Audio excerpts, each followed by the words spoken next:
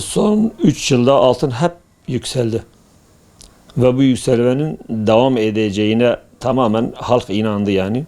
Öngörümüz de o yöndeydi. Sebebi de şuydu, dünyadaki gerginlikler. Şimdi bugüne kadar hep böyle devam etti. Dünya zaten malumunuz bir köy gibi olmuş. Dünyanın herhangi bir yerinde bir gerginlik olduğu zaman dünya diğer taraflarına da aynı anda yansıyabiliyor. Ve bu altın piyasalarına haliyle yansıyordu. Ancak böyle bir gariplik oldu bu sefer. Özellikle bu İsrail, ABD ve İran arasındaki gerginlik, Körfez Savaşı'nı kastediyorum.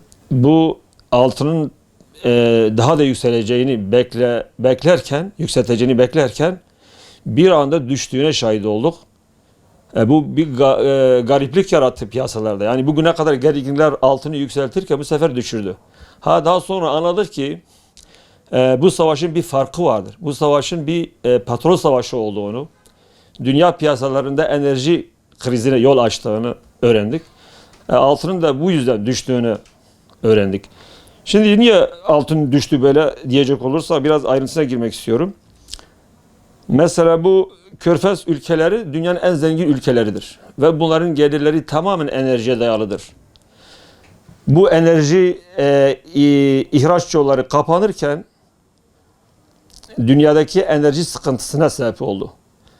Sıkıntı olunca bütün dünya paraları bu sefer enerjiye kaydı.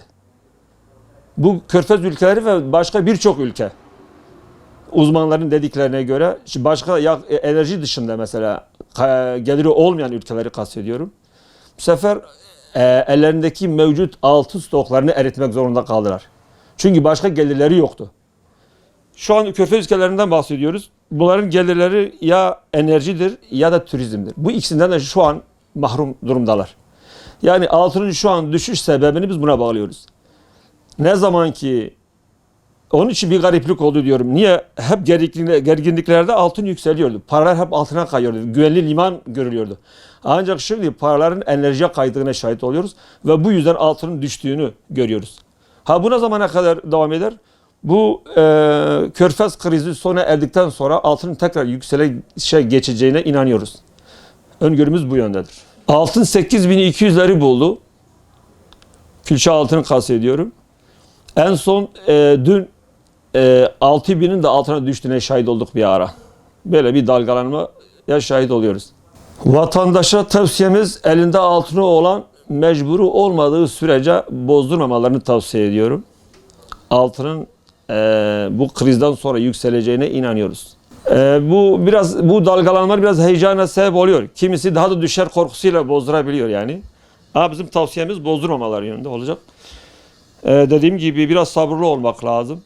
Altın her zaman güvenli limandır bizim için. Benim şahsen çok param olsa, ne kadar param olsa altına yatırırım yani demem düşer.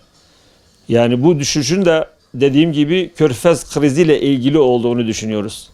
Yani altın zaten her zaman bildiğimiz gibi yani normal şekilde savaşlarda yükseliyor. Zaten insanlarımızın bu savaşta yanıldığı nokta burası. Bu şu andaki İran-Amerika savaşı normal bir savaş değildir. Bu petrol savaşıdır. Bir nevi anlaşmalı bir savaş gibi görebiliyoruz yani. O yüzden petrol savaşı olduğu için petrolün yükselmesi demektir. Petrolün yükselmesi, enflasyonun yükselmesi demektir. Bunlar da altın için zıt olan sonuçlardır. Petrolün yükselmesi, enflasyonun yükselmesi, altın düşmesi anlamına geliyor. Şu anda biz de bunu yaşıyoruz. Bu savaş sürdüğü sürece bu altının düşük kalması anlamına gelecektir.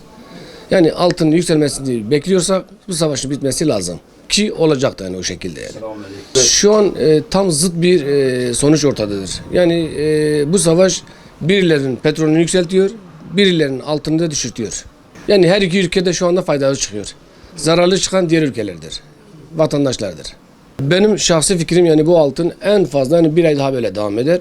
Ondan sonra tekrar yavaş yavaş yükselişe geçecektir yani. Peki insanlar hiç buna aldanmasın, satış yapmasın, altını elden çıkarmasın, pişman olacaklar, yerine koyamayacaklar. Vatandaşlar satıyor, mecburen, ihtiyacı var satıyor. Zaten dış ülkelerin oyunu da budur. Herkes altını satsın, onlar da bu dip noktalardan geri toplasınlar. Alış evet, alış yok. Alış çok az yani. İnsanların gücü kalmamış yani. Herkesin ihtiyacı var. İhtiyaçtan dolayı da kendi altını da satıyor. Satmak zorunda kalıyor. Ama onlardan tek istediğim ihtiyacı olmayan satmaz. Yani altın 8.000 civarına kadar çıkmıştı Ocak aylarında. Şu an 6.000 civarlarında görülüyor. Çok düşük bir seviyededir şu anda. Yani nerede bakarsan %20 civarında bir düşüş oluşmuş. Bu da normal değil yani.